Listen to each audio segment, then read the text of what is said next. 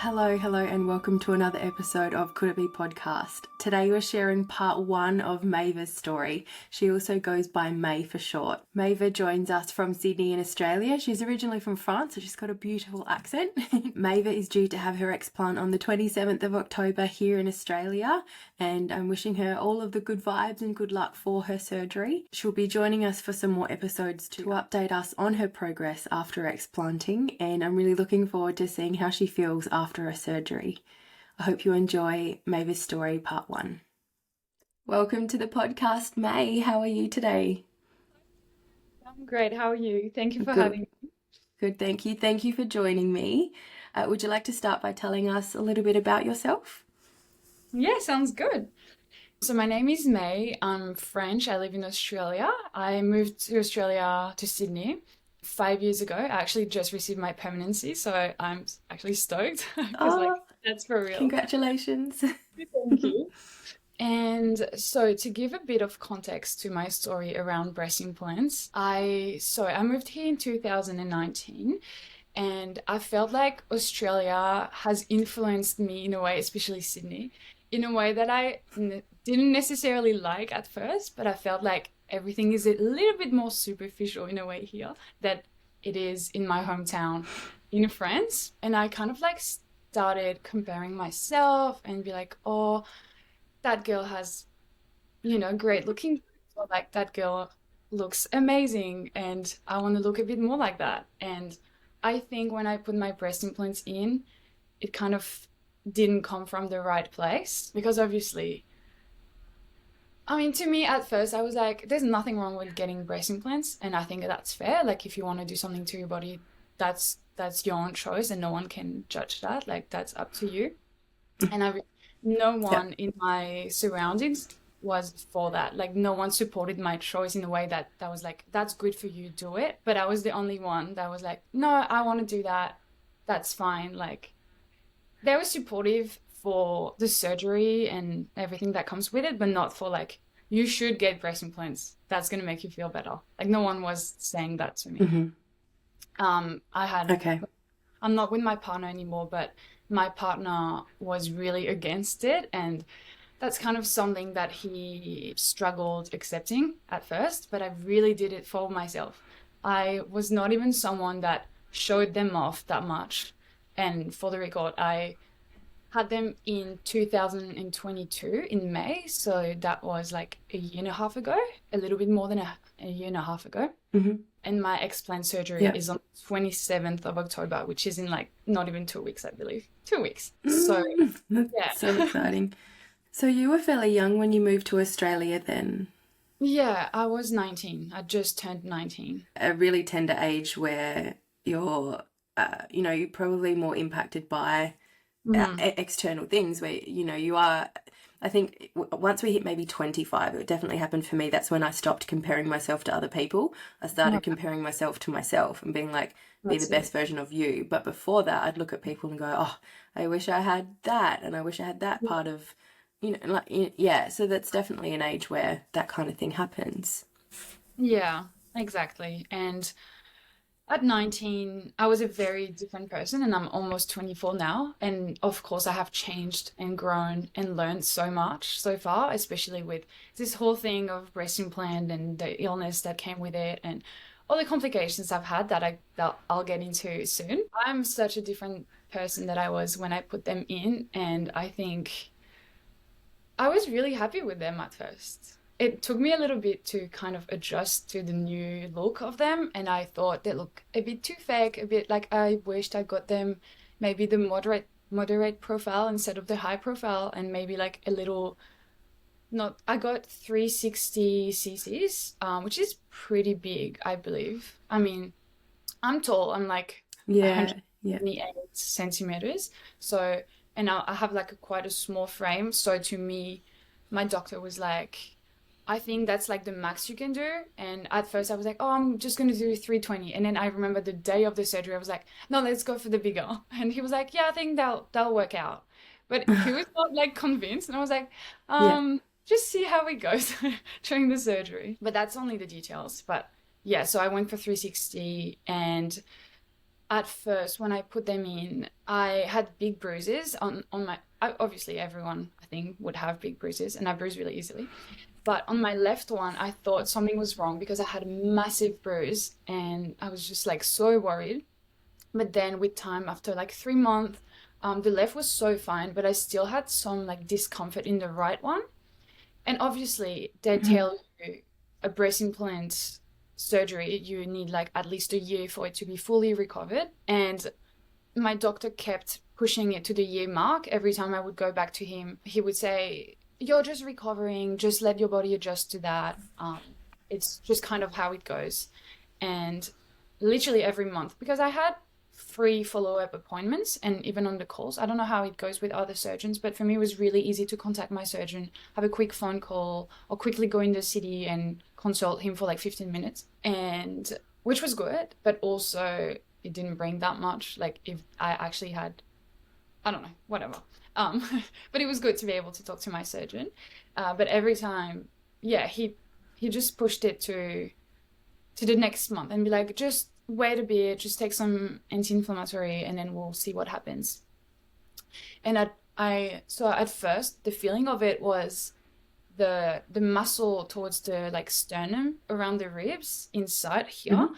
just felt Yeah. not right. It just did not feel right. And I kept being like, okay, maybe I'll take a break from the gym because I really like fitness and I really like to go to the gym.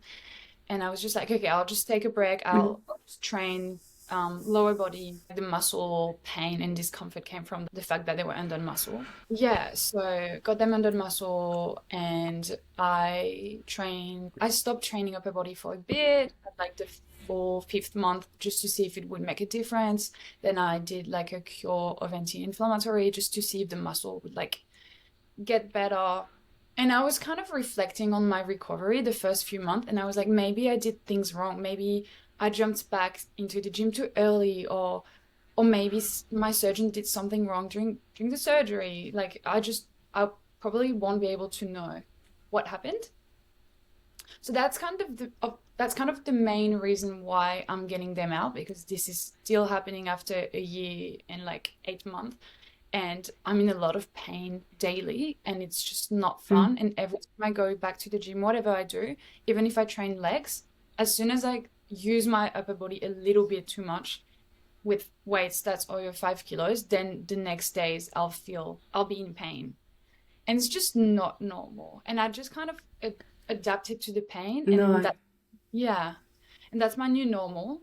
And at some point I was like, Maëva, like you need to kind of like put yourself together and just understand that this is not normal and you can't like just pull up with it. Like you can't just live like that. And I've tried everything. I did an ultrasound after like 7 months and nothing came up. No implants ruptured or anything. The muscle was fine. I mean, it was not really focused on the muscle, but yeah, nothing came up. And then after, I think I did an MRI in June, which was like 3 months ago or something. And something came up on it and it said evidence of ruptured implants on my right one and evidence of early degradation for the left one. And I was like, oh, ruptured implants already? Like it's been literally a year and a half and I haven't had any trauma, any Yeah. accident, like nothing major. So why would that be ruptured already? Like that's not something that Mm. happens, I mean, not that I hear, not that early. No. Is that something you hear a lot on the podcast, ruptured implants? There's definitely people who have ruptures or like I had a silicon bleed, Right. but not like generally not that early in the Mm. piece. Like it's normally people who've had them for 10 plus years. Yeah. So that's interesting. What kind of do you know what kind of breast implants you had? Like were they silicone? Were they saline? Like what were they made of? You can say the brand if you want to. So my breast implants are from the brand Polytech, which is not the most common Hmm. brand in Australia. I think usually it's like Mentor and Motiva and another one. And I actually had the option to choose Mentor. My doctor offered me either Mentor or Polytech, and they are silicone gel implants. So is high profile where they're quite a round shape rather than being a teardrop shape? Yeah, so they're round, but I believe depending on what you choose, they can either like look a bit bigger, like more like wide, I believe. And just because I'm really tall and I have a big torso, I thought for it to look like I have bigger breasts, it's going to be better. And obviously, my surgeon was kind of explaining to me what was what, and I was like, yeah, I guess I'll go with high profile. But looking back, I wish I didn't go with high profile, even though they look still good.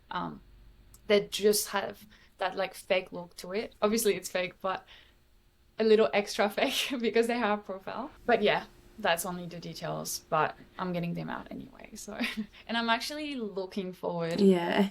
to get like just entering the healing process, emotional and physical, and just accepting my body the way it is. And I think I'll never appreciate, I'm getting emotional right now. I'll never appreciate, um, sorry. It's been like such It's a okay. journey in a year and a half, to be honest. Mm. And that's such an unusual Yeah. story from what I hear because I listen to so many podcasts about breast implants illness and like explants and stories, like so many, like thousands of stories. And I'm just like, why did this happen to me?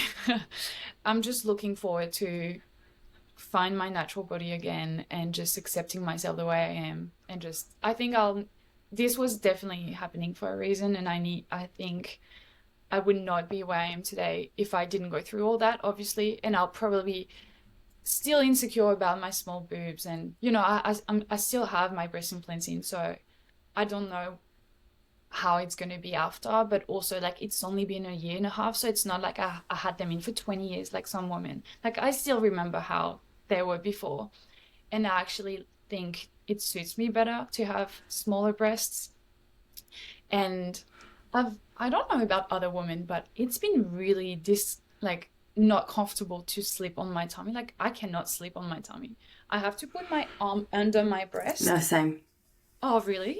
Right. Because some of my friends are like, Yeah, yeah. So oh, sleeping on my stomach, I couldn't sleep on my stomach. Going in for massages, like yeah, I was always a bit embarrassed to tell the massage therapist, like, oh, I've got breast implants, depended on the person. And I've actually got a friend who's a really good massage therapist, so I have been going to her, and she yeah, would set up special towels like under my shoulders to like keep me off because it was, yeah, just really uncomfortable. Doing yoga, where you do any postures where you're laying stomach down on the floor, too uncomfortable. yeah. Like it just, I don't understand how people can have implants in their butt because you Oh my have to God. sit on your bottom. Like, Yeah. I it didn't would be so uncomfortable. know, true. And yeah, in a lot of ways, Yeah. it's just like I miss just having normal breasts and not implants in my breasts. And I think the only thing that I liked about my breast implants was the look of them in certain outfits. But Mhm. then I realized there's a lot of tops that I used to wear that I can't wear anymore because to me personally, people wouldn't really seen that. But I felt like they looked too fake. And I never worn like I don't know how you call them in English, but shirts that go down and have like to show them off. That's just not really how I am. Yeah. I really did it for Hmm. myself in a way. Like you obviously do that for other people, Yeah. deep down, I feel like, but I didn't want to be like, look, I have big boobs. Like I just liked having big boobs. So apart from the pain that you've been Mm. experiencing in your pec muscles, Mm. what other symptoms have you had since getting your implants in?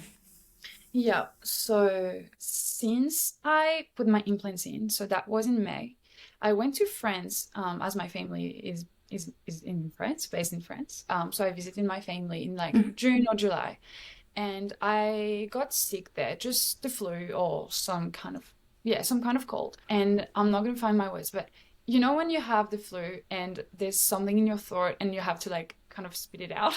Sorry for the details. Yes. Yeah. Um, and you kind of it is when you're sick, you just have that like extra stuff in your throat or like your mouth, and you just have to like spit it out. Hmm. Well, this started to happen, and that's weird because I haven't heard too much of that symptom, but then I heard about it. I heard some women talking about it, and I was like, oh, so it's actually my breast implant because So I felt sick I got sick in June, and then I didn't really treat it, so it took a few weeks for me to get better. And a few months later, I still had that thing coming out of my throat. Like I was every single morning, I had to spit out like some stuff, and it just felt like inflammation, like built up. I don't know. And month after, I Yeah. was like, okay, this is still going on, and like I'm definitely not sick anymore. Like I'm not sick anymore. I don't have the flu or anything, and this is still there, and it's stayed for months. And I actually realized the other day, oh, I don't have that anymore. And it's been like 4 weeks. I haven't felt Mhm. that anymore, but for like more than a year. And I feel like sometimes it comes kind of come back. For more than a year, I had that, and I don't know how to explain, but I just know it's my breast implants. It's kind of some like Mhm. I don't know how it works, but it's like a symptom of, I guess, inflammation, like your body just reacting to it in some different ways. And there's actually so many symptoms, like when you start looking into breast implant illness, that you can find. And sometimes it doesn't add up, but it just makes sense when you think your body's fighting so much those foreign objects. So that was the first symptoms, and I Yes. literally, that Yeah. was my breast implants. Mhm. Second was joint pain. I've never ever had joint pain. I'm 23, like I'm super healthy, and Mm. I don't drink often, like I don't smoke. I'm super healthy. I go to the gym. I drink my celery juice in the morning, like I'm super healthy. And joint pain, I never experienced that kind of joint pain before. And it started maybe month 4 or 5. And since then I've always had joint pain, but it's kind of flare ups. It comes and goes. So some weeks I'll really feel it, especially in my right arm where I potentially have a ruptured Mhm. ligament. So that kind of makes sense, unfortunately. Yeah. But also like in my arms, especially my arms, shoulder, elbow, and like arm and wrist a lot. Like especially my right arm. Sometimes I'm like, oh, what is that? What is going on? It's scary. And I just know 100% it's my breast implants. Like I've never had that before. And it just makes sense. And sometimes I look back and I actually have to say, my decision on getting breast implants was really spontaneous and not thought, like I didn't think of it enough. And I'm someone that's super spontaneous and super like, let's do it. Let's go to America. Let's move to Australia. I'm just like that. Um, and Yeah. I've always I was kind of always insecure about my small breasts, but I wasn't like hiding my small breasts, and like I was insecure in a way, but not extremely insecure. And one day I had enough money and I was just like, okay, like during COVID, I saved a lot, and I was just like, you know what? I'm insecure about my boobs. I just want big perky boobs. Let's just get a boob job. Like I thought about it for 2 months and I was like, let's just do it. And the day before my surgery, I remember freaking out to the extreme. And I sent an email being like, scrap that. I don't want to do the surgery. I'm canceling even though I have to pay the deposit. Like, I don't want to do it. Like, I remember freaking out of the thought of getting plastic in my breast and going under the knife, and people like a surgeon putting plastic in my breast. Like, the idea of it just felt like insane. And then I kind of talked to my partner. He was like, no, you've been talking about it so much. Like, you're just freaking out. It's going to be okay. Like, it's fine. That's just what people do. And I was like, yeah, I know. I know I'm just being silly. Like, I know I want this. And then I got it, obviously. But I just wished I didn't. I just wished I followed that intuition just before the surgery. But also, like, it's meant to be. And there's a lesson there. But that was kind of something that I always reflected on. I was like, oh, I remember the feeling, and I was like, I should have listened to myself. There was someone that we've had on the podcast before, Deb, and she's got another breast implant illness podcast, and she spoke about like on the way to her breast implant surgery, she cried like in the Oh, car on the way to the hospital, and she kind of knew that it wasn't something that she should be doing. Yeah, and she still went ahead with it, and her story was 6 months long, and she still had symptoms within that 6 month period. And on the day of driving to her explant surgery, she was like, oh, I'm good to go. Like she was happy. There was no like bad emotions around that at all. So like there is definitely a part of like an intuition in a lot of us where we're sort of told, like, you know, don't do this. it. But yeah, there's always a reason why we end up doing it. And yeah, like you said, you can just learn from that kind of thing. Like, you want to help other people by sharing this story. You know, if we could hit rewind and undo it, we would, but that's not an option. So what we can do in the meantime is help others. And I kind of want to talk a bit more into symptoms because I remember that was the initial question. But I developed cystic acne. Right now, you can't really tell I have acne because it's not like, I know people experience severe type of acne, but I always had kind of skin problems, kind of clogged pores and things like that, but never acne. Since I was like, I had acne when I was like 13 or 14 for a year, the smallest amount. And since January, so it's been like almost a year that I've had acne, and that I literally do, like, my friends are like, I don't know anyone else that's trying as hard as you are to balance your hormones, to like fight inflammation, to do all these things. I'm going to tell you my routine. I wake up in the morning, I have lemon water, I have celery juice, I have immunity shots that I make at home every Sunday for the week. Then I have bone broth. Then I have my 30 grams of protein in my breakfast. Then I have my coffee because I know how it's important for your cortisol levels. And I have such a holistic approach to my health, and I've always had, and that's so controversial to my decision of putting implants in, because I did my yoga training, and I was so into wellness and spirituality, which, yeah, and all these things, and I still chose to put implants in when I knew it was just not the right thing. And sometimes it's just funny how we act and how, like, we just do. But yeah, I am trying so hard. I do dry brushing in the morning. I go for walks 10,000 steps a day. I go to the gym 5 times a week. Like, I am trying so hard to not stress as well, because I know how if you stress yourself and the body can't recognize mental or physical stress is just stress, and your body fighting the implants is stress. That's a stress in itself. So I've already I've also tried reducing the amount of workouts I do, and doing cycle syncing, which is like when you work out in a different way during your different phases of your cycle. I literally do everything in my power to be healthy. And I know, like right now, see, I feel joint pain right now. It's like a flare up. It's weird. And I'm like, it's so crazy. I'm trying so hard. Like, I literally do everything that a naturopath could tell you to do.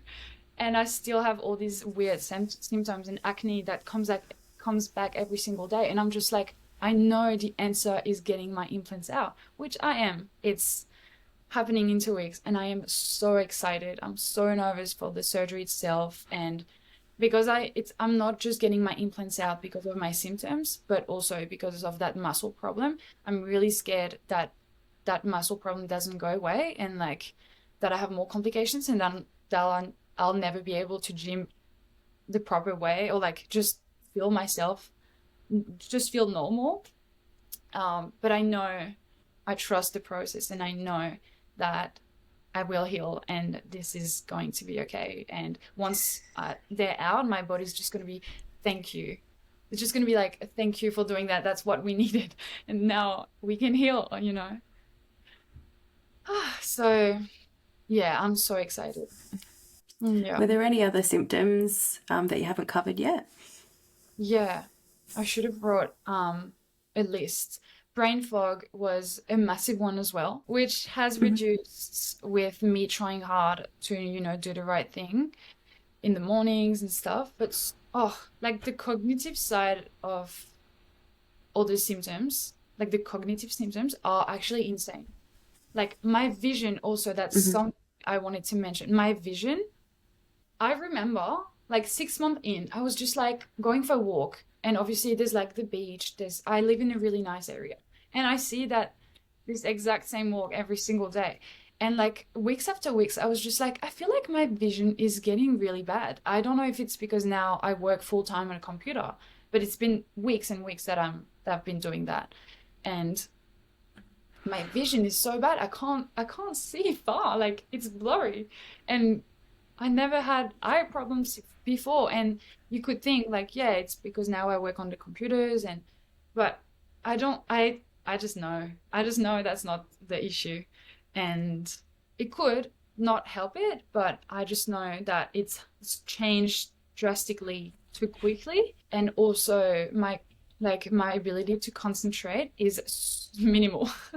After like 3 p.m., my brain is so fried, and I was not like that before, and I just know my body's just like, oh, I'm done. I'm done for the day.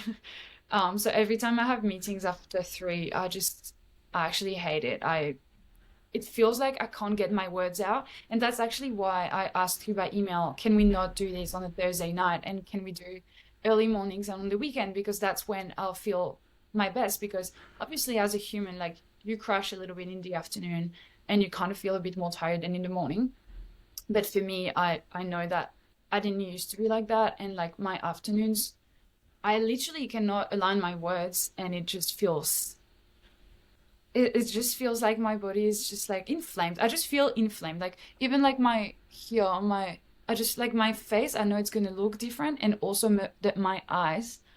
I cannot wait to take a before and after pictures because I've seen so many girls doing that, and my eyes are really dull. Like they're like yellow inside, and they used to be brighter. And I'm just like, am I convinced that that's a symptom? I don't think so. I actually think so. I think that my eyes are not looking the right way. So, yeah, I think I've covered like the main symptoms that I've experienced. But I'm sure there's like tiny other Hmm. ones. My hair loss. Hair loss is another one.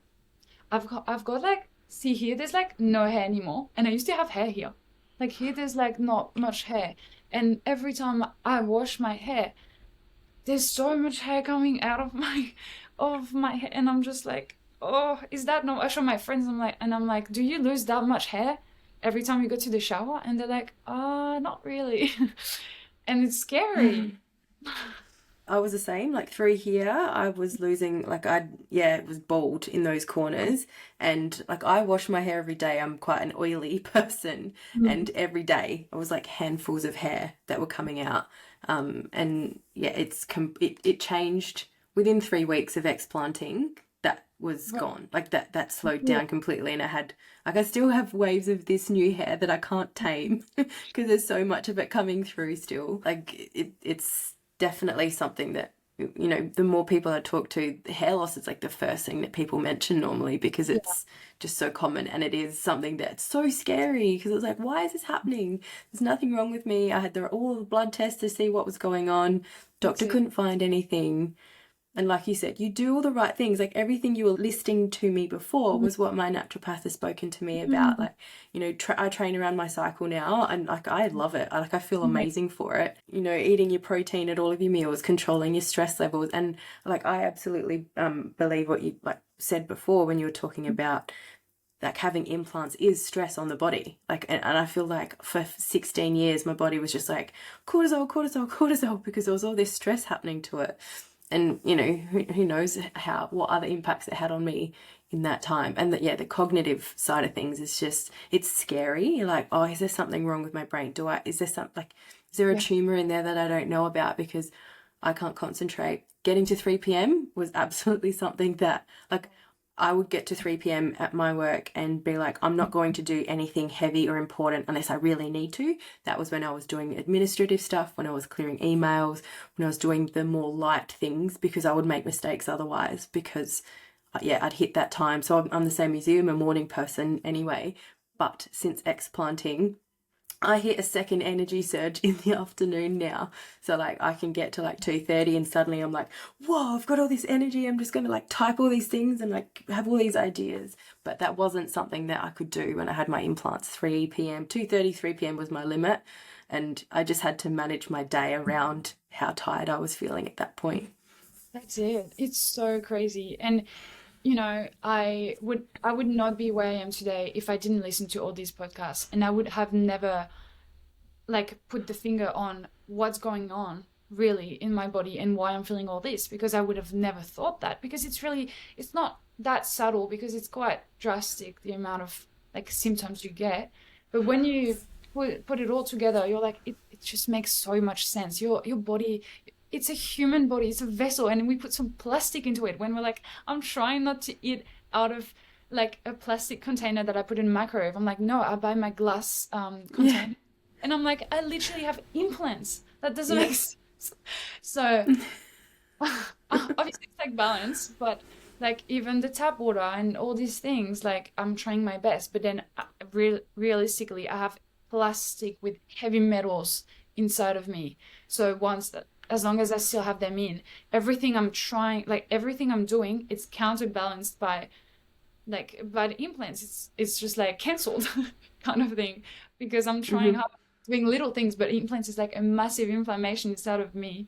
So it's just like canceling all my efforts. And I'm sure that, I'm trying to reduce all the inflammation and all the symptoms by what I'm doing. And I know that it would be so much worse if I was actually eating junk and like not training and being so stressed at work. Obviously, it would be even worse. But I've really realized the past few months that I try to do so much more in the mornings because I know I'm okay in the mornings, and then in the afternoon I'm like crushing so hard in my brain. And I'm French, so I send voice notes to my family, to my mom and my best friend mostly.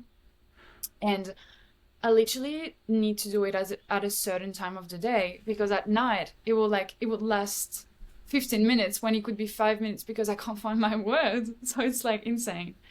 Um, yeah. And I wanted to touch on some other things about hormones and stuff, but just because I have such a holistic approach to everything, and I think like acne and all these things, it's obviously a hormone imbalance, but that's caused by the implant. And I've had to explain that to a lot of my friends and like a lot of people around me because I've realized how many people do not know about their cycle, their phases, and their hormones and everything that impacts your hormones.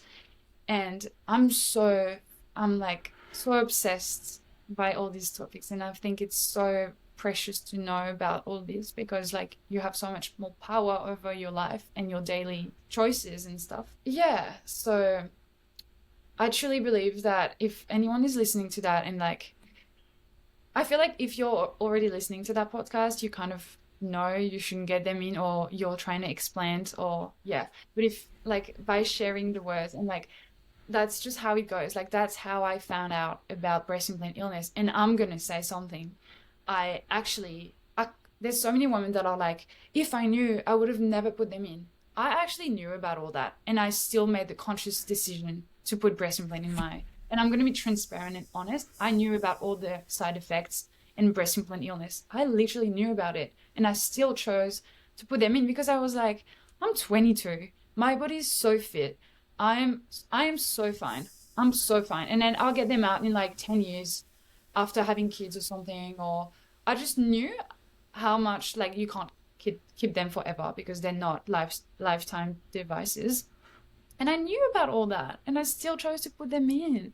And it just does not make sense. And I'm like not angry at myself and I have to work on that. But I'm like, Maëva, you just knew. Why did you do that?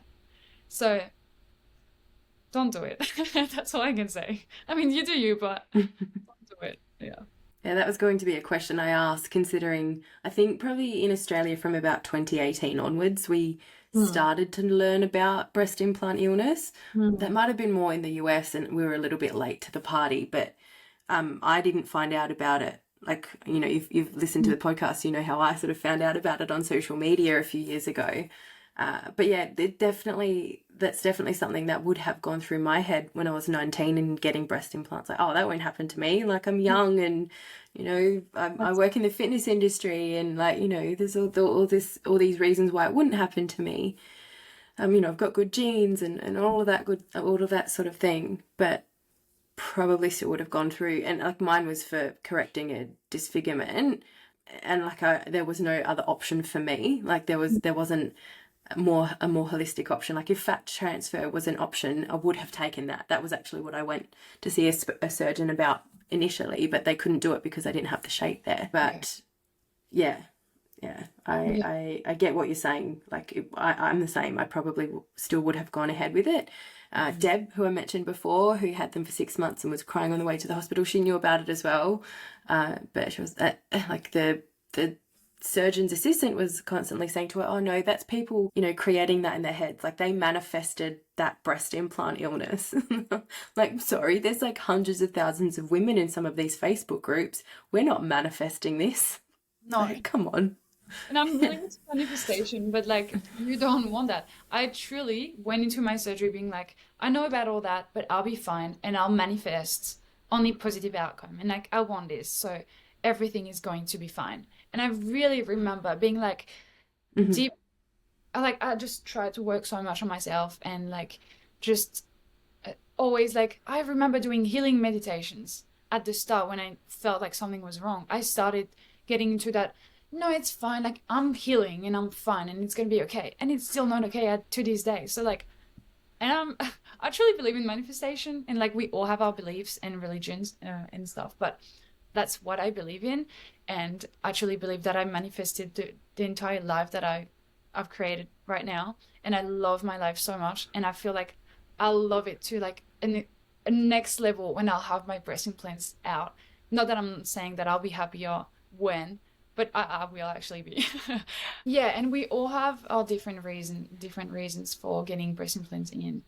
But I think, I think it's on your podcast. Someone was saying, if I spent all that money, or maybe it was another podcast, but truly we all think that, I think. No, it was Cheyenne.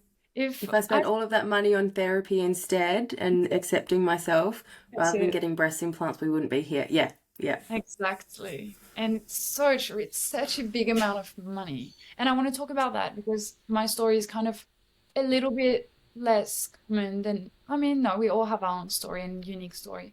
But it's just the fact that I kept them for such a small amount of time. I got them young and I had these complications. And I think if I only had the breast implant illness symptoms, I probably would have kept them longer.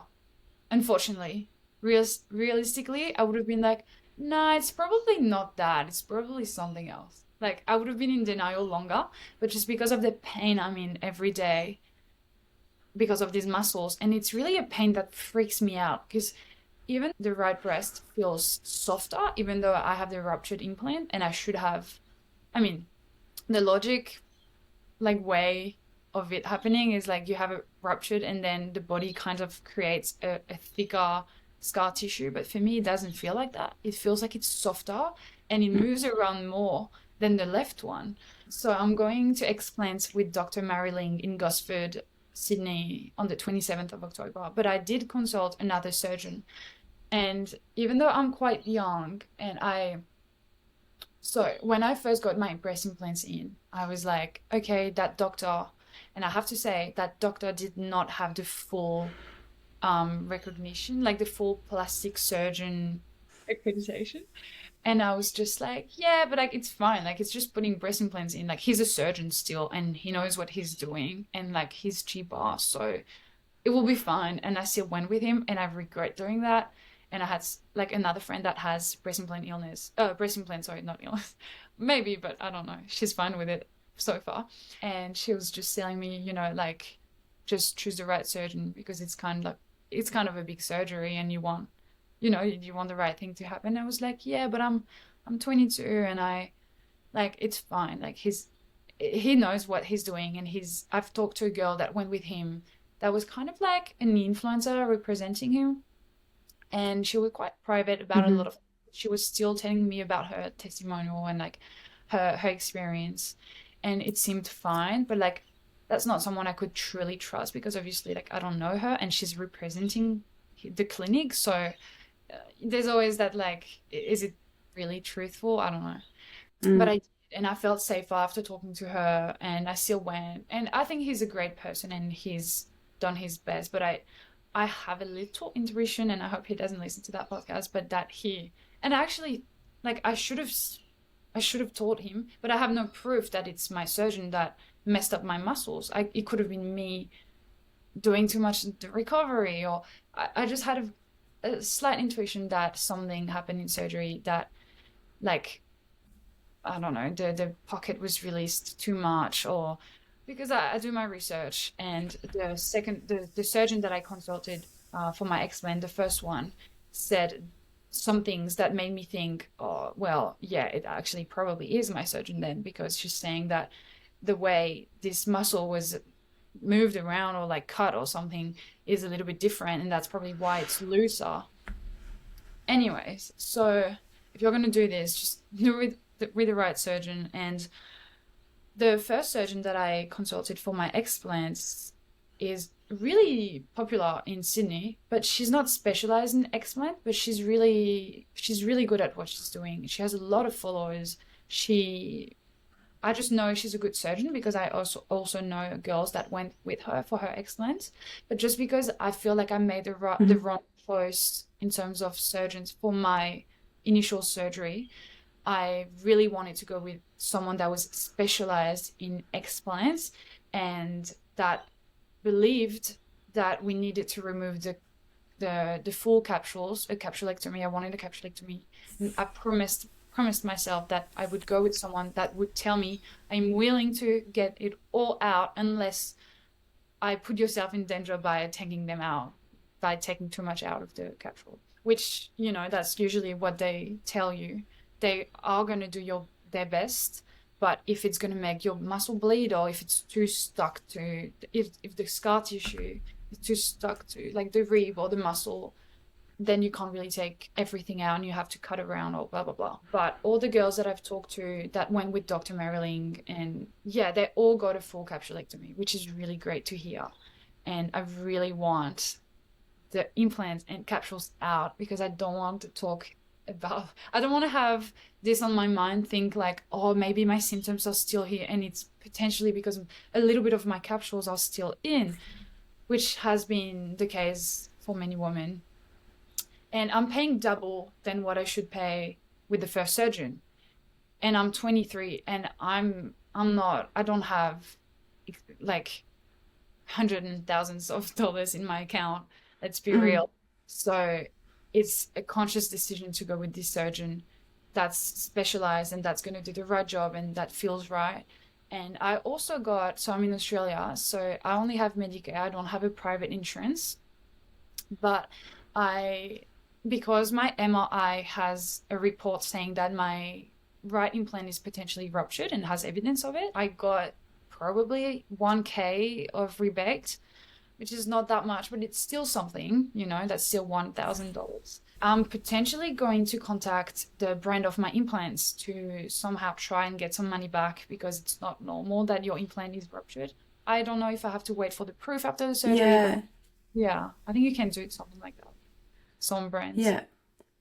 So I think that breast implants have a warranty, and for mine, it was a 10-year warranty. Oh, So wow. maybe, yeah, I didn't even think of that. Yeah, so check how long the warranty is on them because the rupture happened so soon, whether there's something that, because it's not fair that you've had to fork out so much money Yeah. twice for a Yeah. faulty product that shouldn't have split anyway, but it should definitely not have split so early, like so quickly, especially when you were doing the right thing. Like, Exactly. Yeah, and the yeah. only thing I did is went to the gym, which you're supposed to be able to.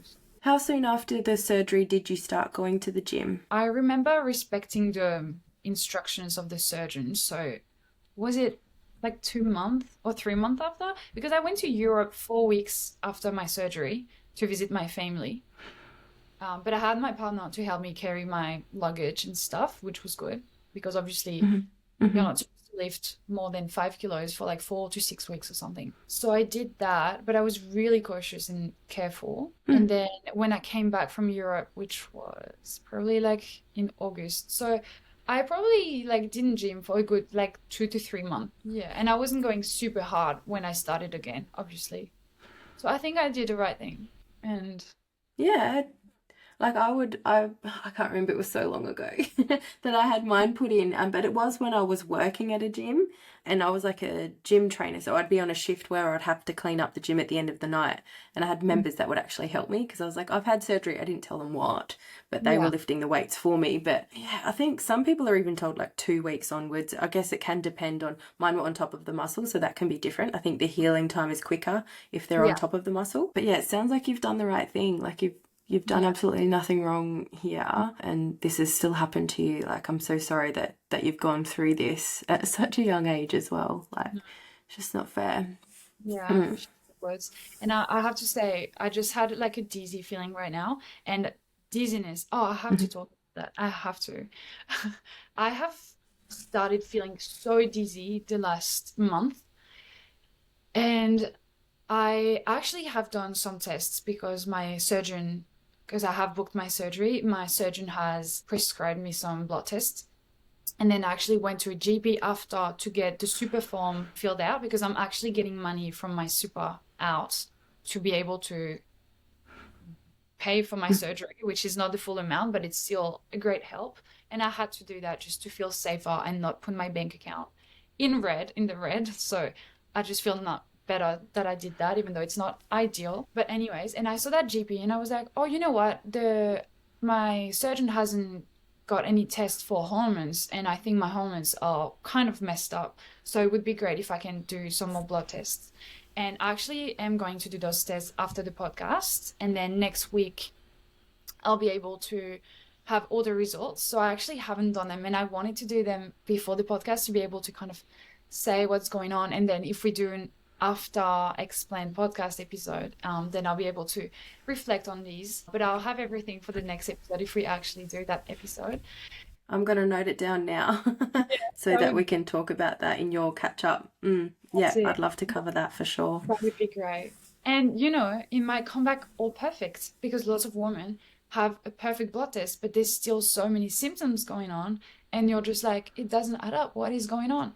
And I have done a hormonal test, a very specific one where you have to like kind of spit out in like a little tube 4 times a day to kind of assess your cortisol levels and your hormones. And I remember having too much Mhm. testosterone and too much cortisol in the mornings and not enough in the nighttime. And then my progesterone and estrogens were like too low, like the good estrogens. And that's why I saw a naturopath at the time. But then it got really expensive to buy the supplements, etc. And I kind of stopped. But I feel like that's kind of still a pattern that I have, but that got worse and worse since my implants. And the last cycle, so the last period that I had, something really bad happened is I fainted in a cafe, and I kind of had that like it was not a seizure, but I had the like seizure like fainting episode in the cafe. And usually, so I started fainting on my period since having my breast implants. And I've always had kind of painful periods and abundant periods the last 5 years, but this started to happen. And I feel like it's all related, right? So the implants are putting so much stress on your body, and the stress is affecting your cycle, and everything you do during your cycle affects how your period is going to be.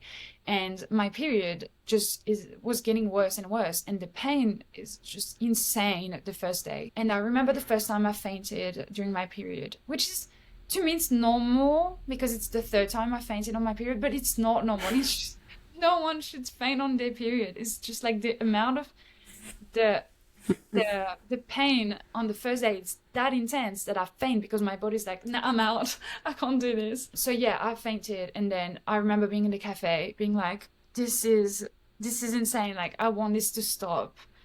And I had low blood pressure, like really bad.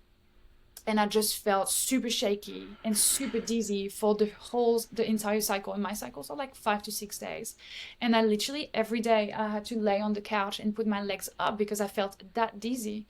So there's obviously, maybe I have some deficiencies, and I maybe have low iron, I'll find out next week. But also I think it's affecting my hormones in a way that, yeah, makes my cycles be really intense, and that's just not normal. It would be interesting to see how everything sort of comes like afterwards, because like Mm. you hear both ends. Like for me, like I ended up having to remove my IUD birth control because Yeah, suddenly with the change in hormones, because people yeah, will talk about the breast implants and the heavy metals in them. They're actually endocrine disruptors, so they yeah. do impact your like hormones in your body.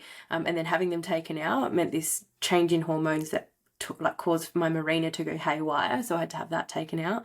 And then that was a whole thing as well, like, you know, overly emotional every single cycle. Like the day before I just cry for no reason, and like that's each month that's getting better for me. But then you do hear about other people who have, like Cindy, who's been on the podcast. We've done like a part 1 and part 2. She's in Melbourne. She started having a really heavy period, and it would go for a very long time after explanting, but she's sort of giving her body some grace and some time for it to heal and regulate itself before she goes into anything. Because, you know, like some people be like, oh, I feel amazing straight away, but it's definitely a bit of a journey. Like it's not, you'll have like a honeymoon period after the explants come out where you'll be like, oh my goodness, I feel so much better. But that's in comparison to how you've been feeling for the last 18 months. And then after that, like, yeah, there's a period of time where, like, it sounds like you've got all of the tools and you know what to do. It'll be a while before you're feeling 100%. And hopefully, you know, each month it gets easier and easier for you, like, because yeah, it does impact you for a big portion of your month, your cycle, and like to have fainting episodes, like that's horrible. You poor thing. Yeah, I truly believe that my body is going to go through, you know, healing process and detoxing process. And I've heard women talking about the detox waves, and I'm planning on getting a membership at my local sauna once I'm good to be able to do that, and, you know, do all the things, and maybe consult a naturopath that's going to help me in my detox. But I feel like before detoxing, I need to leave it to just a natural way of my body getting back to what he knows, like just leaving my body do what needs to be done. And yeah, it's definitely going to take a little while before everything gets back together. But also, I'm mindful that I did have hormonal imbalances before that got worse since my implants. So that's something I want to really focus on. And I know I'm doing all the right things, but sometimes you have to find out the root cause. And I know right now the root cause is the implants and inflammation that's caused by the implants. But also, yeah, just really working on all that. And I actually can't wait to be able to work on that and not thinking like I'm working so hard on my health, but then my implants are like messing up everything and all my efforts. So once I'll be good without implants, I'll be able to actually work on myself and feel like I'm getting somewhere. So I'm actually terrified about the Is there drain. anything else? That The was drains, oh goodness, yes. So it's funny because like from one surgeon to the next, like there's a surgeon here in Adelaide who's quite popular and he doesn't believe in drains. I know Dr. Ling does send people home with their drains in. yeah. And then you go back afterwards to have them taken out. I couldn't leave hospital until I had mine out, but I only had mine in for 2 nights, 3 days. So I went in, had the surgery on the Monday, and I got discharged from hospital on the Wednesday, and they took the drains out. And like, did you have drains when you had your implants put in? No. Is that a thing? Is that something Okay. people Yeah, get? I did. But again, it must just depend on the surgeon. But like let the nurse know, because it'll be the nurse that takes the drains out, I'm pretty sure. Let them know that you're nervous. And mine was brilliant where she was just chatting away with me. I'm pretty sure we started talking about dogs because I can talk about my dogs forever. But like have some music going and deep breaths, because it's not painful as such. The most painful thing is they cut a suture, like a little stitch right next to it, and that just a quick sting, and then it's just uncomfortable. It's just a bit of a yucky feeling, but it's only momentary. So yeah, deep breaths throughout it, chat, or like, you know, do what you need that will get you through it, whether it's listening to music or, you know, having an awesome podcast playing such as mine, no, or talking to the you know, have that going to get you through. But like, it's honestly in the like timeline of your journey, it's 5 to 10 minutes, and like that's how I sort of approach anything that I find is going to be stressful. This is just a temporary portion of my life. It's going to be a bit yucky, but like straight afterwards, like I did go through a bit of, I made myself panic about it. So my blood pressure, I'm pretty sure my blood pressure and my heart rate both shot up because it was of the adrenaline, and I got a bit shaky afterwards. So it was all me, it was all in my head. And then once that settled down, I had a shower and I felt amazing. And I put like some fresh pajamas on, or I probably put proper clothes on for the first time, and it felt so good. And there was all these other awesome things that happened afterwards. Like you'll probably be able to have your first shower after those drains out, and that will be like the most amazing shower you ever have.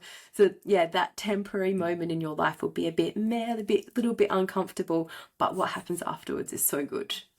Yeah, for Yeah. sure. Oh my goodness, I can't wait to be at that stage where I've got surgery. I know there's no infections, there's no complications, the drains are out. I just cannot wait for that moment. But yeah, I need to go through the surgery itself and the recovery. That's part of it. But yeah, and I also wanted to say my partner and I broke up not long ago.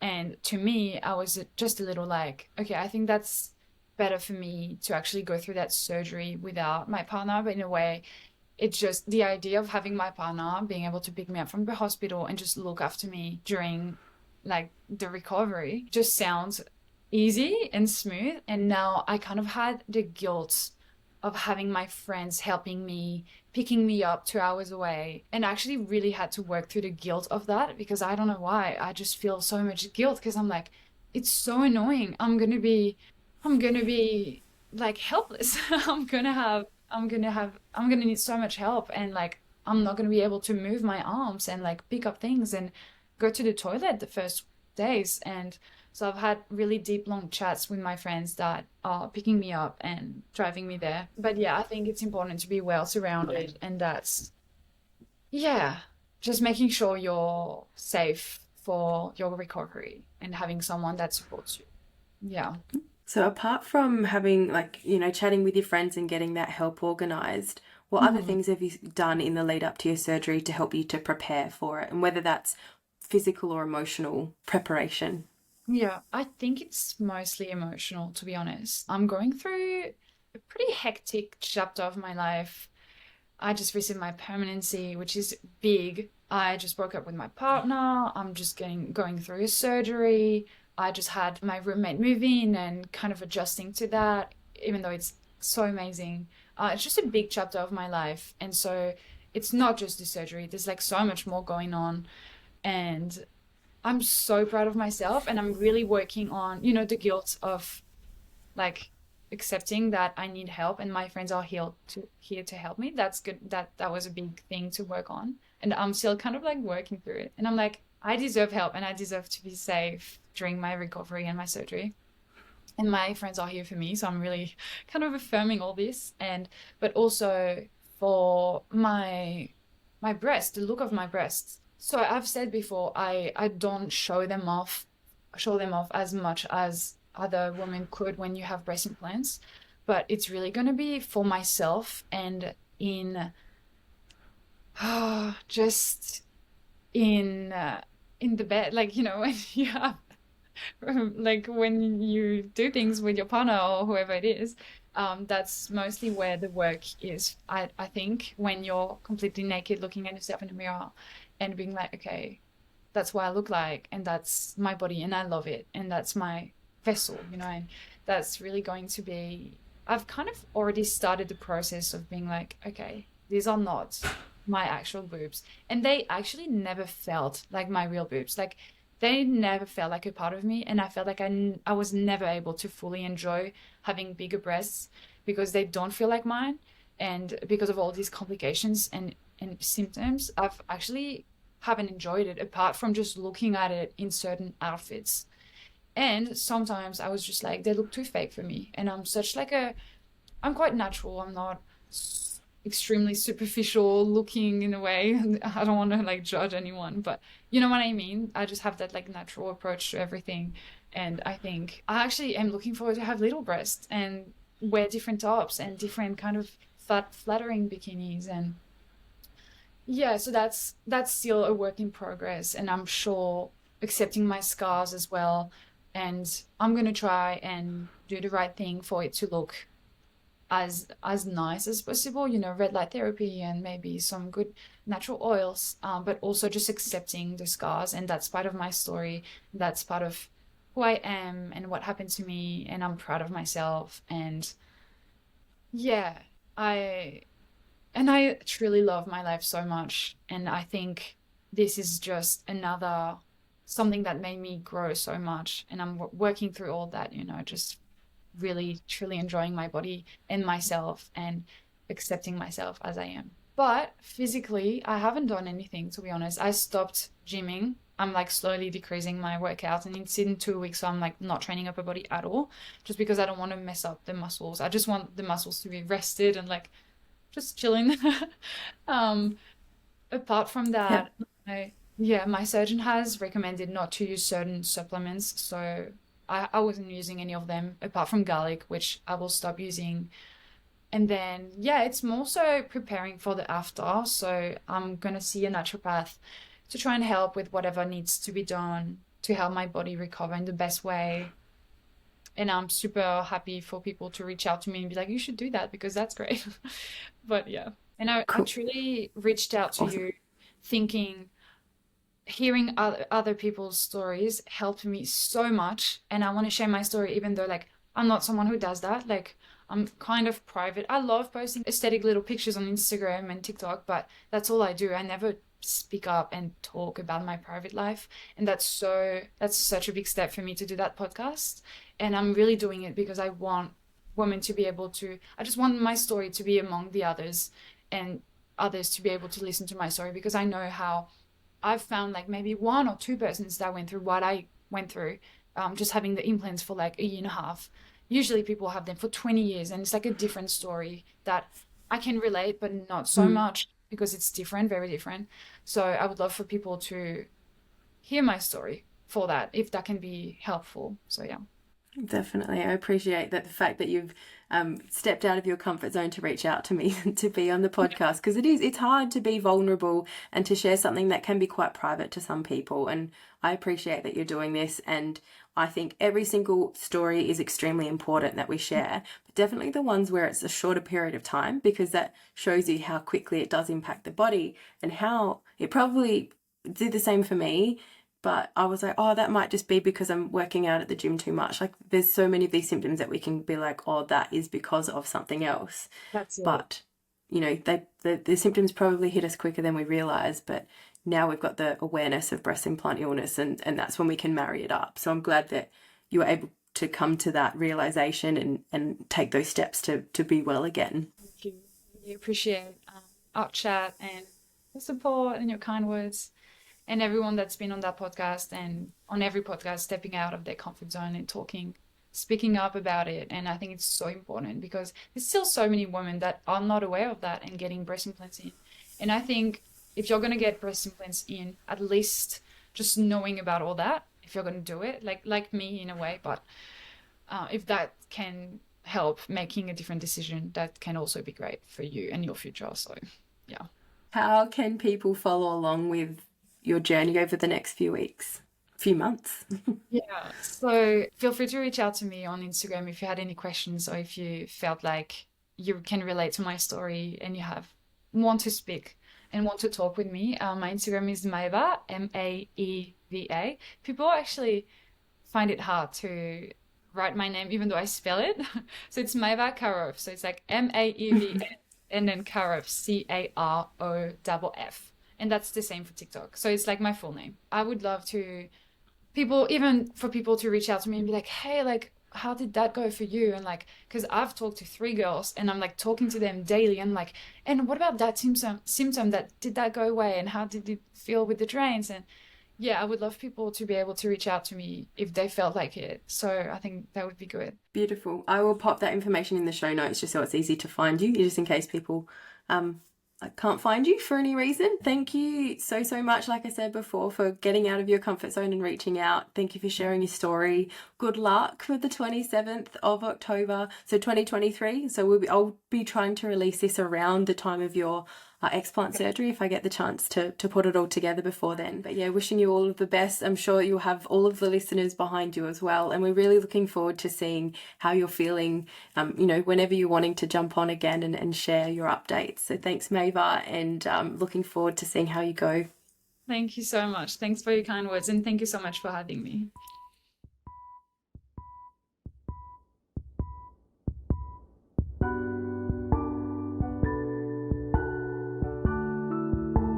This podcast shares my own experience and research. I'm not a medical or health professional. You can find me on Instagram at Could It Be II podcast. Thank you to my incredibly talented partner Jacob Tengdale for the intro and outro music. All recording, editing and artwork is done by me.